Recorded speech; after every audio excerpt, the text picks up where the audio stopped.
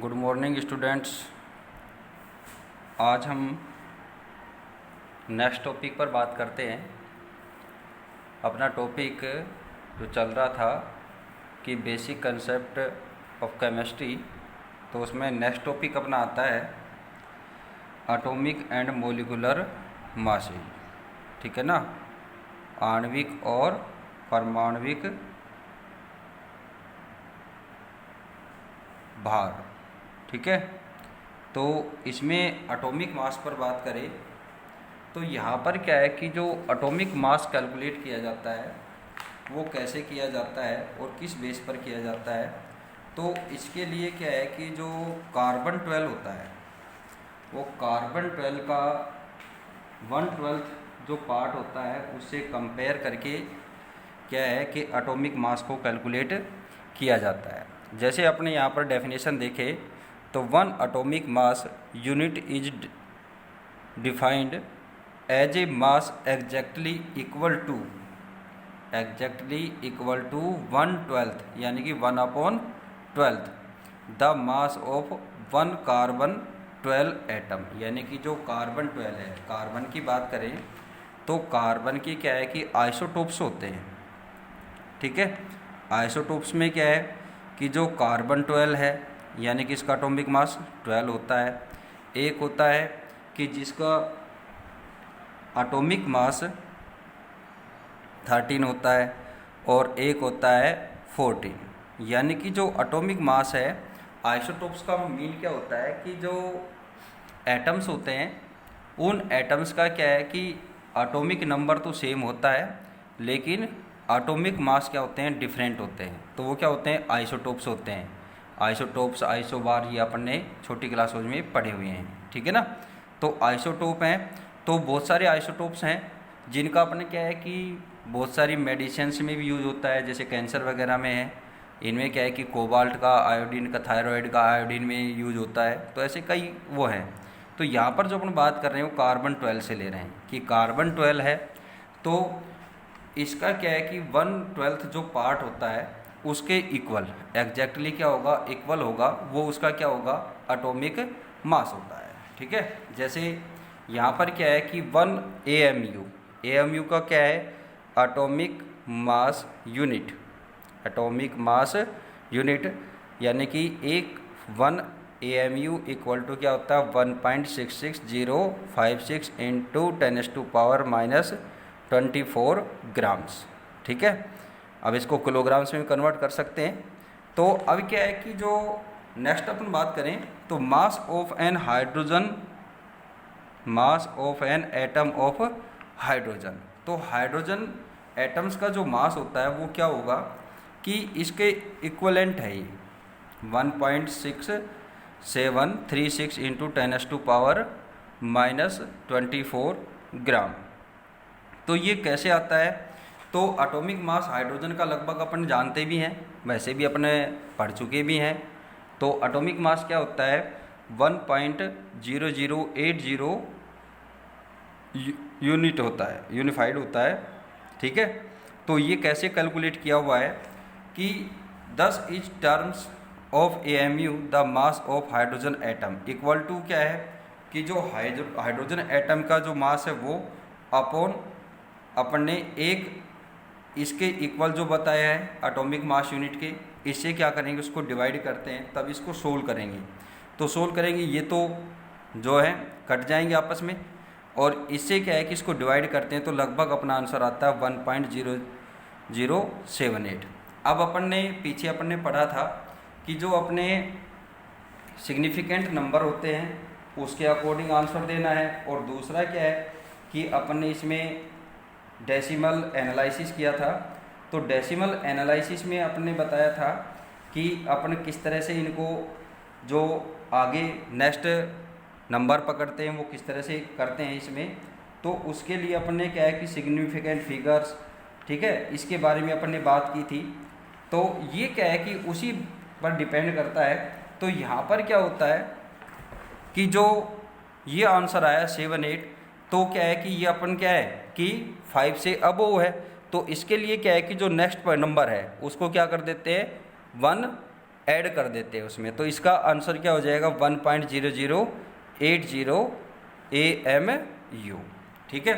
Actually we use average atomic mass of element which are explained below, यानी कि ज़्यादातर क्या है कि जो अपना एटॉमिक मास यूज करते हैं वो क्या होता है, एवरेज एटॉमिक मास होता है। जैसे अपना कार्बन 12 की अभी बात कर रहे थे कि कार्बन 12 में 12, 13, 14 ये इसका एटॉमिक मास है, तो इनकी एवरेज जो आती है वो एवरेज लगभग क्या है 12.011 के आसपास आती है। तो क्या है कि इनकी एवरेज से अपने क्या है कि कार्बन का जो एटॉमिक मास है जनरली अपन 12 सपोज करके चलते हैं, 12 से लेते हैं अधिकतर। ठीक है। तो ये किस तरह से, इसका एक एग्जाम्पल से अपन उदाहरण लेंगे, एग्जाम्पल्स लेंगे, उससे अपने इसको क्लियर करते हैं। तो इसमें क्या है कि एवरेज एटॉमिक मास, एवरेज एटॉमिक मास क्या होता है, जैसे भाई आइसोटोप्स होते हैं, तो आइसोटोप्स में जो अपने किसका एटॉमिक मास यहाँ पर अपने स्टडी करें तो अपने कैलकुलेशन में यूज़ करना होता है, तो कौन सा करें, तो इसके लिए क्या है कि भाई आइसोटोप्स में क्या होगा कि कुछ मात्रा उसकी मिलेगी अलग अलग उसकी एटॉमिक मास वाले एटम्स की। तो इस रीजन से क्या होता है कि अपने एटॉमिक मास की क्या निकालेंगे, एवरेज। तो एवरेज निकालने के लिए क्या करते हैं कि जैसे many natural occurring elements exist as more than one isotope when we take into account the existence of these isotopes and their relative abundance percent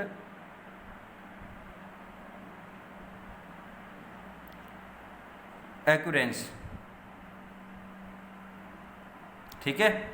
अब इसमें क्या है कि ये कैसे लेते हैं, the average atomic mass of the element can be computed, कैसे अपन उसको कैलकुलेट करेंगे। तो इसमें क्या है कि अपन आइसोटोप किसके ले रहे हैं, कार्बन के। तो अभी मैंने आपको बताया था 12, 13 और 14 होता है, और इनमें क्या है कि रिलेटिव एविडेंस क्या है कि 98.892 1.108 और 2 × 10⁻⁻10 होता है। अब क्या है कि एटॉमिक मास की बात करें तो यूनिट में, तो एटॉमिक मास क्या है कि इनका ये होता है। तो इस तरह से अब क्या है कि from the above data the average atomic mass of carbon will be come out to be. तो इसमें क्या है कि अपन इनको और इनको, ठीक है, इसके साथ ये, इसके साथ ये और इसके साथ ये, इनको क्या है कि जब अपने कैलकुलेट करते हैं तो जो एवरेज मास आता है वो क्या आता है 12.011 यूनिफाइड। ठीक है।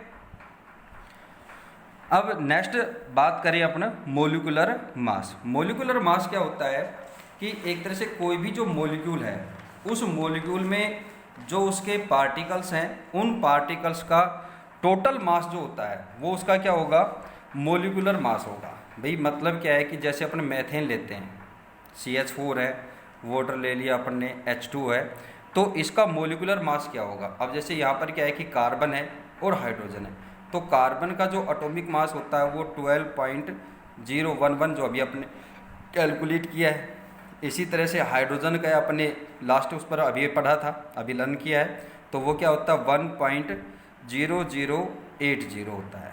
ठीक है। तो इसमें क्या है कि ये नंबर है तो अपन यहाँ पर इसकी यही वैल्यू रख सकते हैं। ठीक है।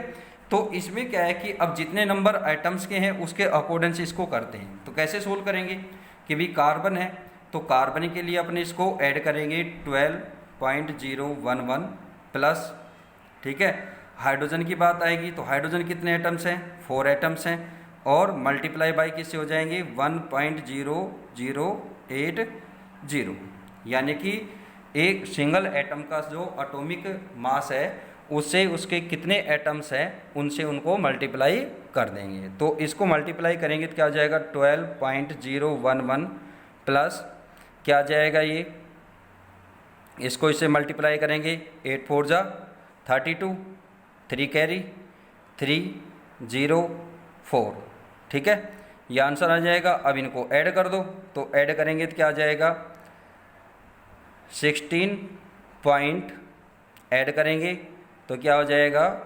043, ठीक है। तो ये क्या आ जाएगा, इसका एटॉमिक मास आ जाएगा। ऐसे ही वाटर की बात करें तो H2O है, तो यहाँ पर हाइड्रोजन का 1.0080 ठीक है। और इसी तरह से ऑक्सीजन का क्या होता है, एक लगभग क्या होता है 16 होता है। तो इन दोनों को, इसको तो 2 से मल्टीप्लाई कर देंगे और इसमें इसको ऐड कर देंगे, तो जो टोटल आएगा वो इसका H2O का क्या जाएगा, मोलिकुलर मास आ जाएगा। जैसे मैंने एक एग्जांपल सोल्व कर रखा है, ये मैथेन का भी मैंने आपको करीबी बताया हुआ है। तो ये इसका क्या हो जाएगा 16.043, ठीक है। इसी तरह से अपना H2O का कैलकुलेट कर सकते हैं, ग्लूकोज का कर सकते हैं। भाई ग्लूकोज में कार्बन के 6 एटम्स हैं, उनको 6 से मल्टीप्लाई कर देना।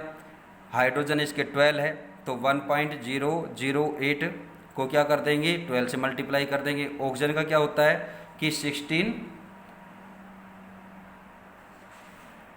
ऑक्सीजन का कितना होता है 16 ही होता है, ठीक है ना। अपन इसका एवरेज में 16 ही लेते हैं, तो 16.00 हो जाएगा, ठीक है। यहाँ पर क्या है कि जो ऑक्सीजन है, देखो मैं यहाँ आपको नोटिस करा देता हूँ कि कार्बन का होता है 12.011, हाइड्रोजन का 1.008 या 80 ले लेना। यहाँ पर क्या है कि जो डेसिमल पॉइंट है वो 3 पर है, तो 3 पॉइंट में लेना है अपने को, सब सेम हो जाए। और ऑक्सीजन का होता है 16.000, ठीक है।